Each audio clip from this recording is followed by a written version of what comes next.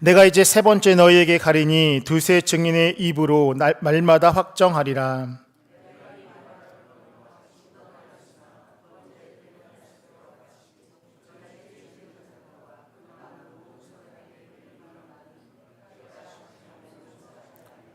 이는 그리스도께서 내 안에서 말씀하시는 증거를 너희가 구함이니 그는 너희에게 대하여 약하지 않고 도리어 너희 안에서 강하시니라.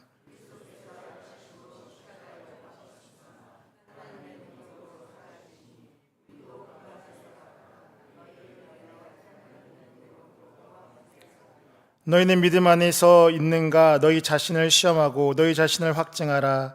예수 그리스도께서 너희 안에 계신 줄을 너희가 스스로 알지 못하느냐. 그렇지 않으면 너희는 버림받은 자니라.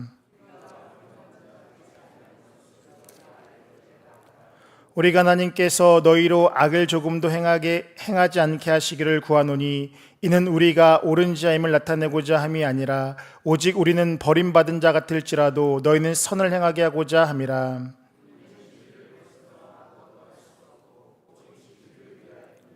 우리가 약할 때에 너희가 강한 것을 기뻐하고 또 이것을 위하여 구하니 곧 너희가 온전하게 되는 것이라.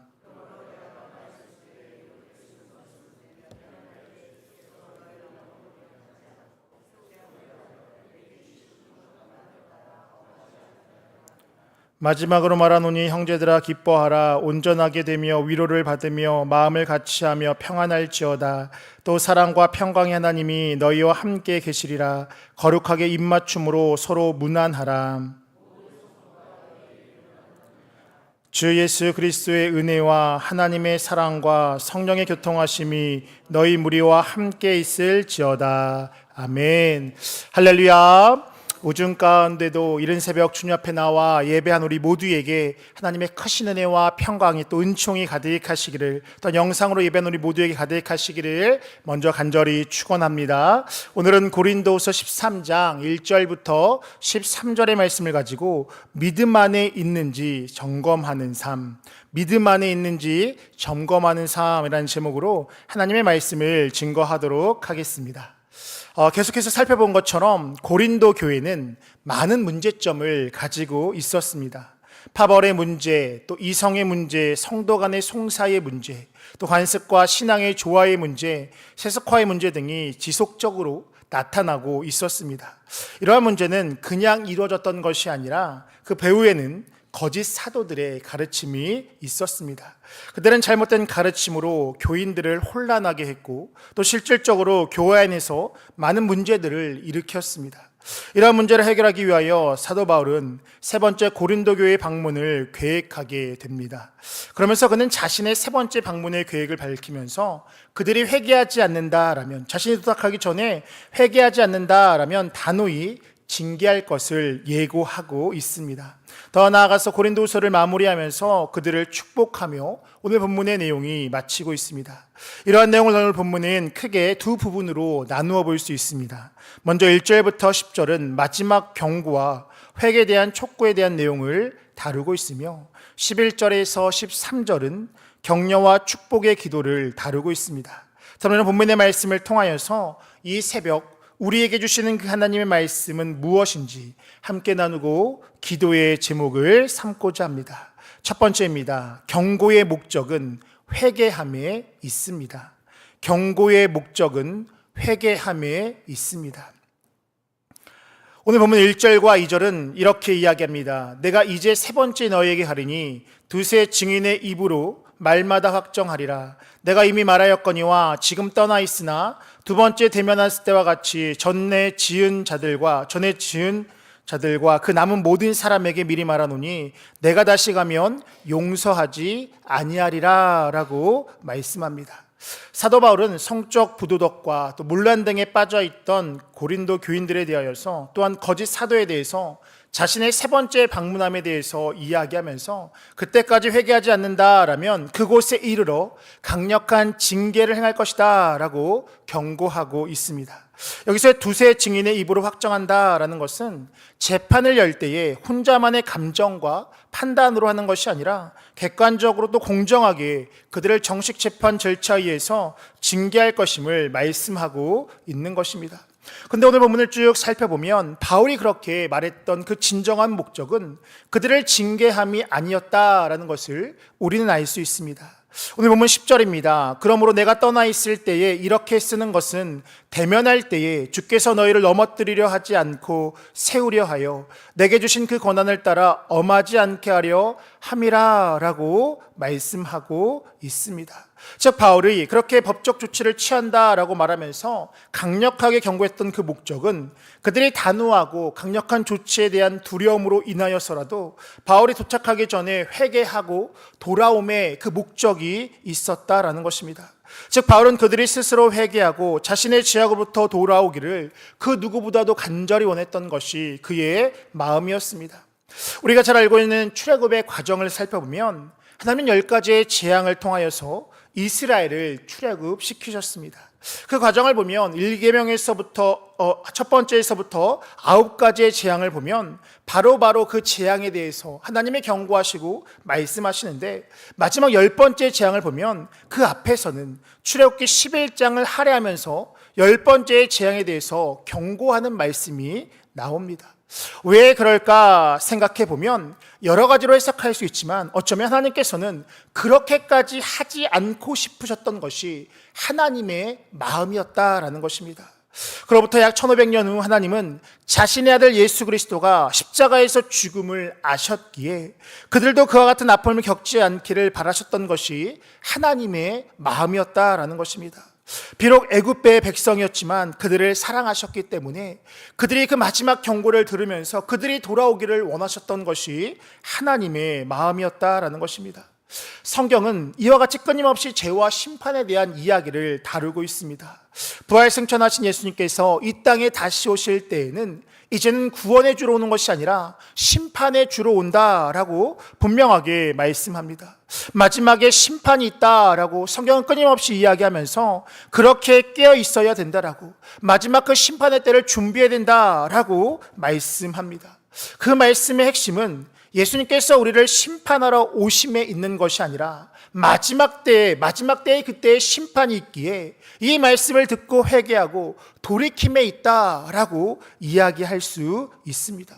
결국 하나님의 마음은 그들을 심판하여서 멸망함에 있는 것이 아니라 그들의 그 마지막 때를 기억하면서 주께 돌아오는 것, 이것이 바로 하나님의 마음이다라는 것을 우리는 분명히 기억하며 나아가야 하는 것입니다. 우리나라는 실질적 사형제도 폐지 국가다라고 이야기를 합니다. 실제적으로 1997년 이후에 대한민국에서는 사형 집행이 단 한 차례도 이루어지지 않았다라고 이야기합니다. 형법상의 사형이라는 형벌은 존재하지만 하나도의 집행이 없었기 때문에 실질적으로 사형제도가 폐지된 것이 아니냐라는 그러한 이야기들이 있습니다. 그렇게 사형제도에 대한 존속에 대한 논쟁이 계속해서 이루어지는데 그 사형제도의 폐지를 해야 된다라고 주장하는 사람들은 잘못된 판결이 있다라면 돌이킬 수 없는 피해를 입힌다. 인간의 생명을 누구도 빼앗을 수 없다 등의 이유를 들어서 그렇게 폐지를 주장합니다. 반면에 존치론자들이 이야기하는 것은 무엇이냐? 사형제도 자체만으로도 범죄를 행하려고 하는 자들에게 두려움을 주어서 범죄를 예방하는 효과를 가지고 있다라고 분명하게 말씀합니다. 하나님께서 마지막 때를 끊임없이 말씀하시는 그 이유는 형벌이 아니라 그 마지막 때에 대한 그 두려움으로 인하여서라도 마지막 때에 하나님 앞에 서는 그 시간이 있다라는 것을 우리가 인식함으로 인하여서 우리가 죄로부터 돌아섬에 있다라는 그 사실을 우리는 분명히 기억하며 나아가야 하는 것입니다. 조나단 에드워드는 설교 중에 이렇게 이야기했습니다. 만약 내가 여러분에게 이 시간에 단 5초만이라도 지옥을 보여줄 수 있다라면 하나님 앞에 신실하게 살지 않을 사람이 없을 것이다 라고 이야기하면서 마지막 때의 그 심판에 대해서 분명하게 경고하고 있습니다. 성경 히브리서 9장 27절은 이렇게 이야기합니다. 한 번 죽는 것은 사람에게 정해진 것이요 그 후에는 심판이 있으리니 라고 말씀합니다. 또한 전도서 11장 9절은 이렇게 얘기합니다. 청년이여 내 어린 때를 즐거워하며 내 청년의 날들을 마음에 기뻐하여 마음에 원하는 길들과 내 눈이 보이는 대로 행하라. 그러나 하나님이 이 모든 일로 말미암아 너를 심판하실 줄을 알라라고 말씀하고 있습니다. 우리는 우리가 원하든 원하지 않든, 우리가 바라든 바라지 않든 마지막 때에 하나님의 심판의 때가 있음을 기억하며 살아가는 것, 이것이 바로 우리의 모습이 되어야 하는 줄 믿습니다. 전도를 하다 보면 마지막 때에 심판이 있습니다, 우리는 천국에 가야 됩니다 라고 이야기하면 가끔 이렇게 반문하시는 분들도 있습니다. 내가 이 땅의 삶이 너무나 행복해서 그냥 이곳이 천국입니다, 이렇게 반문하시는 분들도 있다라는 것입니다. 근데 분명한 것은 무엇입니까? 천국이 아니면 마지막 때에 영원한 죽음인 그 형벌이 우리를 기다리고 있다라는 것. 마지막 그 천국을 위해서, 우리가 천국을 가기 위해서 믿는 것도 있지만 또한 반면에 영원한 형벌을 당하지 않기 위해서 믿는 것, 이것이 또한 우리의 믿음의 한 모습이 되어야 한다라는 것입니다. 바라는 것은 하나님 앞에 서는 순간이 분명히 있다라는 것, 하나님께서 이 모든 일로 말미암아 너를 심판하시는 그날이 있다라는 것을 우리는 분명히 기억하며, 더 나아가서 그날에는 우리가 결코 돌이킬 수 없음을 분명하게 깨닫고, 하나님의 경고의 말씀 앞에, 심판의 말씀 앞에 오늘도 하나님 앞에 돌이키며 하나님 앞에 하나님 보시기에 바르고 합당한 삶을 살아가는 우리 모두의 삶이 되시기를 간절히 축원합니다. 두 번째입니다. 신앙의 목적을 분명히 해야 합니다. 신앙의 목적을 분명히 해야 합니다. 오늘 본문에서 사도 바울이 고린도 교회 성도들에게 요구했던 것은 믿음 안에 서 있으라라는 것이었습니다. 오늘 본문 5절은 이렇게 이야기합니다. 너희는 믿음 안에 있는가? 너희 자신을 시험하고 너희 자신을 확증하라. 예수 그리스도께서 너희 안에 계신 줄을 너희가 스스로 알지 못하느냐? 그렇지 않으면 너희는 버림받은 자니라 라고 말씀하고 있습니다. 즉 자신을 시험하고 자신을 확증해야 되는 목적이 무엇이냐? 스스로가 믿음 안에 있는지를 점검하기 위함이다 라고 말씀합니다. 그러면서 너희가 그 믿음 안에 있지 않는다라면 너희는 버림받은 자가 될 것이다 라고 말씀합니다. 그러니까 우리가 믿음 안에 있지 않는다라면 하나님으로부터 버림받는 삶을 살게 된다라는 것. 그러니까 우리의 신앙의 목적은 그 무엇이 아니라 우리가 믿음 안에 있음을 통하여서 영원한 생명을 누리는 것, 우리가 믿음 안에 있어서 그 안과 동행하는 것, 그것이 우리의 신앙의 목적이 되어야 한다라는 것입니다. 즉 그들이 하나님을 믿는다라고 이야기하는데 그들의 믿음의 목적은 무엇인지, 하나님을 향한 믿음의 모습이 무엇인지를 살펴보라라고 말씀하고 있습니다. 우리가 하나님을 믿는 목적이 무엇이냐라고 묻는다라면 여러 가지로 정의할 수 있지만 궁극적으로 예수님을 나의 주님으로 믿고 구원에 이르는 것, 이것이 우리의 믿음의 목적이고 신앙의 목적이 되어야 하는 것입니다. 예수님 우리의 죄를 대신해서 십자가에서 죽으시고 부활하셨고 그것을 믿으면 영원한 생명에 이른다라고 말씀하셨는데, 그렇다면 우리의 그 신앙의 목적이 무엇이냐? 그것을 믿는 것, 그 믿음이 우리 안에 있을 때에 우리는 영원한 생명에 이르게 되기에 우리의 신앙의 목적은 하나님을 믿는 그 자체가 되어야 하는 것입니다. 더 나아가서 그 주님과 동행하면서 이 땅에서도 저 영원한 생명을 소유한 자로서, 이 땅에서도 천국 시민권한 자로서 하나님의 자녀되는 자의 그 권세를 누리며 살아가는 것, 그것이 우리 신앙의 목적이고 우리의 삶의 모습이 되어야 하는 것입니다. 바울의 표현대로라면 이 땅의 장막집이 무너질지라도 하나님께서 지으신 영원한 집이 우리에게 주어지는 것을 믿는 삶이며, 썩어 없어질 것에 대해서 마음을 두고 살아가는 것이 아니라 영원한 것에 소망을 두고 살아가는 것, 그것이 우리 신앙의 목적이 되어야 하는 것입니다. 그것이 바로 우리의 믿음의 모습이고 믿는 자의 삶의 모습이다라고 할 수 있습니다. 이러한 모습에 대해서 성경은 다음과 같이 이야기합니다. 고린도서 3장 4절과 5절입니다. 우리가 그리스도로 말미암아 하나님을 향하여 이 같은 확신이 있으니 우리가 무슨 일이든지 우리에게서 난 것 같이 스스로 만족할 것이 아니니 우리의 만족은 오직 하나님으로부터 나느니라 라고 말씀합니다.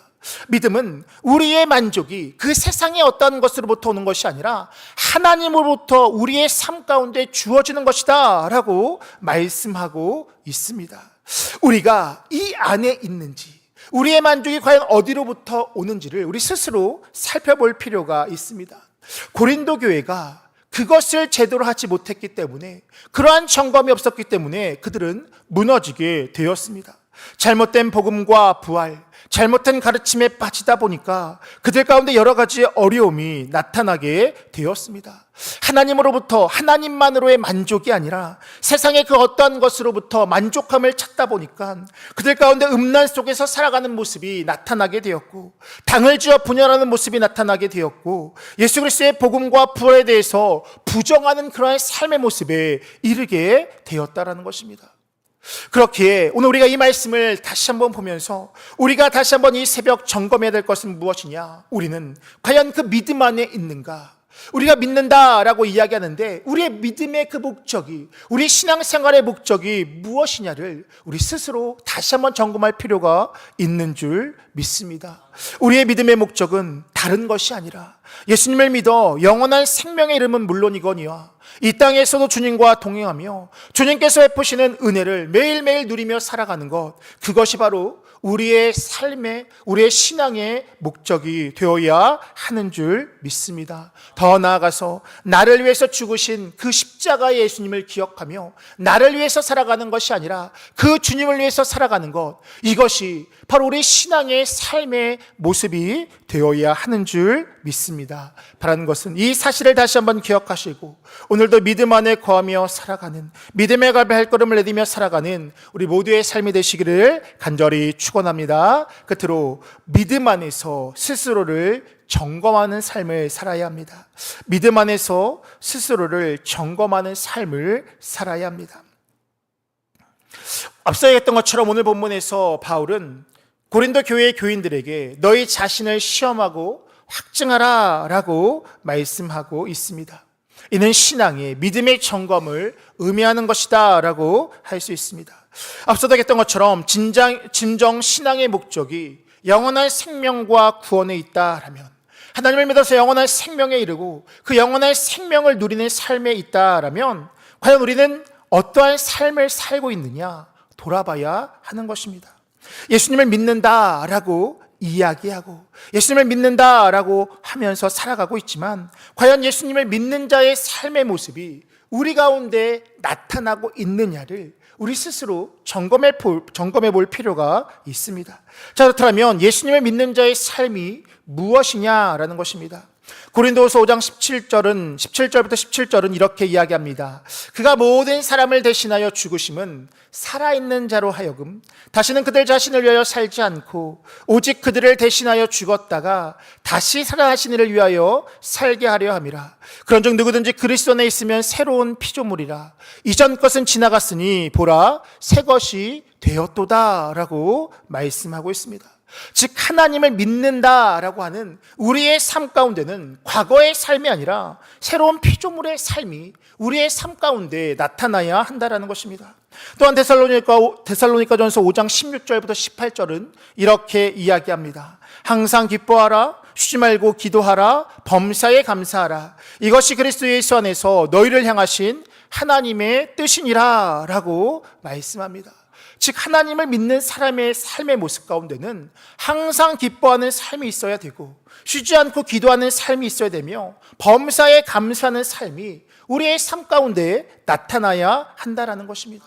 여기서 이 하나님의 뜻의 원어적인 뜻을 살펴보면 결정적인 의지로서의 하나님의 뜻을 의미하며 또한 변함없는 의도적인 포괄적인 뜻을 가지고 있습니다. 또한 소원적 의지로서의 하나님의 뜻을 포함하고 있습니다. 쉽게 말한다라면 하나님의 우리를 향한 소원과 바람이 무엇이냐? 우리가 항상 기뻐하는 삶을 살아가는 것이고 쉬지 않고 기도하는 삶을 살아가는 것이며 범사에 감사하는 삶을 살아가는 것이 하나님이 우리를 향한 하나님의 소원이다라고 말씀하고 있습니다. 이것이 바로 믿는 자들의 삶의 모습인 줄 믿습니다. 그렇게 우리의 삶 가운데, 매일의 삶 가운데 새로운 피조물의 삶이 있는지, 과연 과거의 내 삶 가운데 육신의 정욕에 매여있던 삶이 아니라 하나님을 향한 내 마음의 소원이 있는지 우리 스스로의 삶을 돌아봐야 하는 것이고, 또한 구체적으로 내가 매일의 삶 가운데 주님으로 인해서 기뻐하고, 또 매일의 삶 가운데 모든 상황들 가운데 내 스스로 삶을 만들어가는 것이 아니라 하나님 앞에 모든 것을 맡기고 기도하는 내 삶의 모습이 있는지, 더 나아가서 삶의 모든 것 가운데 하나님 앞에 감사의 고백이 있는지를 스스로 점검하고 돌아보는 것, 이것이 매일의 삶 가운데 우리의 모습 가운데 있어야 하는 믿음의 모습인 줄 믿습니다. 그렇게 우리가 할 일은 무엇이냐? 하나님 앞에 스스로를 돌아보는 삶을 가져야 하는 것이고, 더 나아가서 그러한 삶을 살기 위해서 하나님 앞에 우리의 모든 것들을 맡기고 나아가는 것, 이것이 바로 우리의 모습이 되어야 하는 줄 믿습니다. 새로운 피조물의 삶, 항상 기뻐하고 쉬지 않고 기도하고 범사에 감사하는 삶이 우리 가운데 있어야 되는데, 그러한 삶이 결코 쉽지 않다라는 것. 그렇기에 우리가 할 일은 무엇이냐? 매일 하루의 삶 가운데 성령을 구하며 하나님을 깊이 있게 만나는 그것이 우리의 삶에 있어서 우선순위가 되어야 하는 것입니다. 새로운 피조물의 삶, 항상 기뻐하고 쉬지 않고 기도하고 범사에 감사하는 삶은 우리 스스로 억지로 살아가는 삶이 아니다라는 것입니다. 브루스라는 신학자는 기뻐하고 기도하고 감사하는 것은 율법을 지키듯이 자신들의 힘과 노력으로 억지로 하는 것이 아니라 성령의 인도하심을 따라 하나님의 뜻에 순종함으로써 성도의 내면에서부터 자연스럽게 흘러나오는 모습이어야 한다라고 말씀하면서, 그렇기 때문에 예수 안에 있어야 하고 매일의 삶 가운데 성령의 인도하심을 받아야 한다라고 그렇게 이야기했습니다.